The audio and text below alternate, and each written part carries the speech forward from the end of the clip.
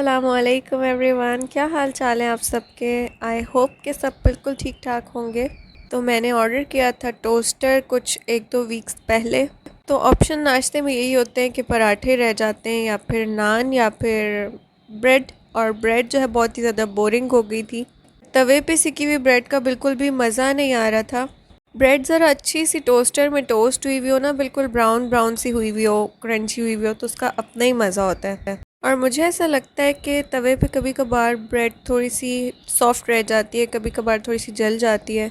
और बस बोरिंग हो गया था, बहुत हीट लगती थी फेस के ऊपर। आज हमने रिसीव किया था अपना पार्सल और यहाँ पे मैं चेक कर रही हूँ। मैंने फ़र्स्ट टाइम जो है ना वो ब्रेड को टोस्ट करने की बजाय सैंडविच टोस्ट कर लिया, यानी ब्रेड को प्रेस कर लिया और अच्छे से दबा दबा के लंबा कर लिया। और उसके बाद उसके अंदर जैम और क्रीम चीज़, एक में जैम है एक में जैम और क्रीम चीज़ है, ये दोनों मिला के फिल करके तो सैंडविच बनाए। और आज सुबह जब मैं सोकर उठी, ये उस वक्त का टाइम था, आज मैं थोड़ा सा लेट सोकर उठी और जब मैं सो के उठी तो मुझे कॉल आ गई पार्सल वालों की। तो मैंने सोचा मैं अपना पार्सल कलेक्ट कर लेती हूँ। तो 1-2 चीज़ें मैंने ऑर्डर की हुई थी, एक उसमें राइस कुकर था और एक उसमें ये टोस्टर था। मुझे ना ऐसा लगता है वो जो टोस्ट बनता है ना वो ओवन में या फिर टोस्टर में ही बनता है। ये जो तवे पे हम ब्रेड को सेकते हैं ना, इसमें शायद वो मज़ा नहीं है, या शायद मैं बोर हो गई हूँ, या शायद मुझे आता नहीं है, उतना मज़ा नहीं आता। तवे पे तब मज़ा आता है जब हम ऑयल लगा के बनाते हैं। तो खैर यहाँ पे पार्सल वाला आया हुआ था और मैंने सोचा कि मैं अपना पार्सल कलेक्ट कर लूँ। और जो मैंने आपसे पहले क्लिप शेयर की वो इसके बाद की क्लिप थी और मैंने इसे अनबॉक्स किया था। और मैंने सोचा था कि मैं अपने व्यूअर्स के साथ शेयर करूँगी सारी इसकी पैकेजिंग और अनबॉक्सिंग वगैरह। दरअसल कोई भी हो, बच्चे तो इतने ज़्यादा खुश हो जाते हैं जैसे कि उनकी ईद हो गई, उनके लिए एक सरप्राइज़ होता है। और सच पूछे तो मुझे भी ऑनलाइन शॉपिंग करने का बहुत ज़्यादा शौक़ है। ऐसा लगता है आपके लिए सरप्राइजेज़ आए हैं, बस आपके बैंक में से जो है ना वो बैलेंस एकदम से डाउन हो जाता है। लेकिन पार्सल्स जब मिलते हैं ना तो बहुत खुशी होती है। और दूसरी बात ये होती है कि बिल्कुल भी थकन नहीं होती, बस बंदा ऑनलाइन शॉपिंग कर ले और चीज़ घर पे मिल जाती है। तो यहाँ पे मैंने खिंड का मंगवाया था ये टोस्टर। और टोस्टर जो है ना वो, वैसे तो मैं सारी चीज़ें रसल टेलर की यूज़ करती हूँ, लेकिन टोस्टर मैंने उसका नहीं मंगवाया था। उसकी रीज़न ये है कि वो बहुत ज़्यादा कॉस्टली था, यानी कि जो मैंने खिंड का मंगवाया है इससे डबल प्राइस का था रसल टेलर का। तो मैंने सोचा कि टोस्टर तो टोस्टर ही होता है अब जिस भी कंपनी का हो। और खिंड कंपनी जो है बेसिकली मुझे पसंद है, इसका मैं जूसर वगैरह भी यूज़ कर रही हूँ, सॉरी ब्लेंडर, हाँ ब्लेंडर, और जो ड्राई मिल होती है वो भी यूज़ कर रही हूँ। तो बहुत ही अच्छे से रैप हुआ हुआ था, ऊपर बबल रैप था और मैंने वो खोला था तो अंदर प्लास्टिक का भी रैप था। अंदर था इसके एक मैनुअल और बस हमने इसे अनबॉक्स कर लिया है। और स्विच के आगे जो है ना वो एक इनका प्लास्टिक का कुछ लगा होता है, स्विच होल्डर कहते हैं जो भी कहते हैं। और उसके अलावा इसके साथ क्रम ट्रे भी है जो कि क्लीनिंग में हेल्प करती है, जो कि साइड पे है। और ऊपर इसके कैप है डस्ट प्रोटेक्शन के लिए। टोस्ट करते हुए तो ऑब्वियसली कैप नहीं लगाएंगे, लेकिन जब आपने अपना रखना हो टोस्टर तो आप उसके ऊपर डस्ट से प्रोटेक्शन के लिए तो ये कैप रखते हैं। देखिए ये कैप है इसका। कोई भी नई चीज़ आती है ना तो मेरा दिल करता है कि मैं उसमें कुकिंग और बेकिंग करूं। और नई चीज़ें इस्तेमाल करने का ना अपना ही मज़ा होता है। आप लोग बताइएगा, आप लोग को बच्चों की तरह क्यूरोसिटी होती है और एक्साइटमेंट होती है कोई भी नई चीज़ यूज़ करने की। तो जैसे ही ये आया था मेरा टोस्टर, मैंने फ़ौरन से ही इसे लगा लिया था। और इसके अंदर मैंने अपने लिए जो सैंडविच बनाया था, अच्छा तो मैंने क्या किया था, मैंने अपने लिए क्रीम चीज़ और जैम का मिक्स सैंडविच बनाया था जो कि मैंने आपको स्टार्ट में दिखाया। और अब्दुल्ला के लिए मैंने बनाया था सिर्फ जैम का। तो कभी ट्राई करिएगा क्रीम चीज़ भर के और जैम भर के ब्रेड के अंदर, और साइड्स उसके अच्छे से सील करके अपने टोस्टर में बनाइएगा सैंडविच। और फिर उसको खाइएगा, ऊपर से क्रिस्पी और अंदर से जो क्रीम चीज़ और जैम की फिलिंग निकलेगी, बहुत ही टेस्टी लगती है। ऑनलाइन ऐप से जब आप मंगवाते हैं तो आप चीज़ों को रिव्यू करते हैं, तो इस वजह से फ़ौरन से चीज़ें चेक कर लेनी होती हैं। तो देखिए इसके स्विच को इस तरह से ब्लॉक किया हुआ था। अब मैं इसका ये होल्डर उतार लूँगी। और आप लोगों ने मुझसे कमेंट्स में कहा हुआ था कि व्लॉग जल्दी जल्दी डाला करें और आप कहाँ पे हैं। तो मैं आपको एक बहुत ही मज़े की बात बताती हूँ। मेरे साथ हुआ ये था कि मैंने ड्रामा देखना शुरू किया हम कहाँ के सच्चे थे। और वो जो मैंने ड्रामा देखना शुरू किया तो उसके आई थिंक 12 एपिसोड्स आ चुके हैं, तो मैंने 2 दिन लगा के तो सारे एपिसोड्स देख लिए, ऑब्वियसली स्किप कर कर के। लेकिन उससे ये हुआ कि मेरी आइज़ इतनी ज़्यादा मतलब टायर्ड हो गई और आंखों से इतना पानी जा रहा था कि ना तो कैमरा उठा के वॉइस ओवर करने का दिल कर रहा था और ना ही। तो फिर मैंने सोचा कि खैर है थोड़ा सा ब्रेक ले लेते हैं, ऐसे बेजारियत से कोई भी क्या कहना चाहिए, वीडियो नहीं डालनी चाहिए कि बोलने वाला बेजार तो फिर सुनने वाला तो हमसे भी ज़्यादा ही बेजार होगा अगर हम बोलने वाले ही बेजार रहेंगे। तो यहाँ पे मैंने अपनी ब्रेड डाल दी। अच्छा, पहले मैंने टोस्टर यूज़ किया था, उसका वेट थोड़ा सा ज़्यादा था, पर ये बहुत ही ज़्यादा लाइट वेट है। और यहाँ पे एक स्टॉप का बटन दिया हुआ है साइड पर और एक टाइम दिया हुआ है। तो यहाँ पे देखें मेरी बहुत ही ज़बरदस्त सी ब्रेड्स जो है ना वो टोस्ट हो गई हैं। और अब्दुल्ला ने इस पर बटर लगा के खाया था और मुझे भी बहुत टाइम बाद ये क्रंची ब्रेड्स खाने का ना अपना ही अलग से मज़ा आया था। आई होप कि आपने मेरी ऑनलाइन शॉपिंग इंजॉय की होगी। आज मेरा मूड है कि कोई बहुत ही फ्लेवरफुल सी चिकन बनाई जाए, तो उसके लिए मैंने तैयारी स्टार्ट की है नैंडो स्टाइल पेरी पेरी चिकन की। का मैं जो रेस्टोरेंट पे जाके खाती हूँ वो मुझे इतना ज़्यादा पसंद नहीं आता, पर मैंने सोचा कि फ़्लेवर चेंज करने के लिए ख़ुद से इनकी रेसिपी को थोड़ा सा इम्प्रोवाइज़ किया जाए। यहाँ पे मैं बना रही हूँ स्पाइस मिक्स, जिसके लिए मैंने लिए हैं काली मिर्चें 1 टेबल स्पून, साथ में मैंने पेपरिका लिया है 1 टेबल स्पून और सादी रेड चिली 1 टेबल स्पून, या फिर जितना आप रखना चाहें। साथ में 1 टीस्पून भर के ऑरिगानो, 1 टीस्पून भर के अनियन पाउडर और थोड़ा सा मैंने सोडा डाला है चिकन को गलाने के लिए ताकि अंदर तक गल जाए। 1 टीस्पून लिया है गार्लिक पाउडर और आधा टेबल स्पून मैंने लिया था जिंजर पाउडर। और जिंजर पाउडर बहुत ही थोड़ा डालिएगा, हर बंदे को इसकी स्मेल नहीं पसंद आती। यहाँ पे मैंने 5-6 लेमन्स इसके अंदर निचोड़ दिए थे और साथ में सॉल्ट लिया था टू टेस्ट।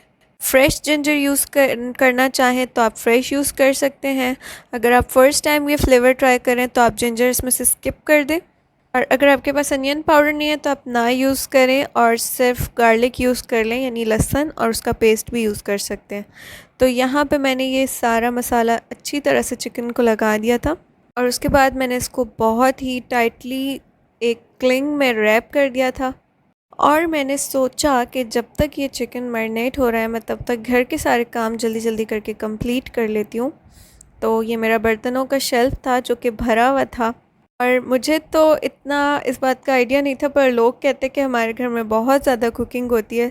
शायद मुझे फ़ूड की वैरायटी ट्राई करने का शौक़ है, या फिर हमारा दिल जल्दी से एक चीज़ से भर जाता है तो हम कोशिश करते हैं कि हमारे हर टाइम पे अलग अलग किस्म की डिशेस हों।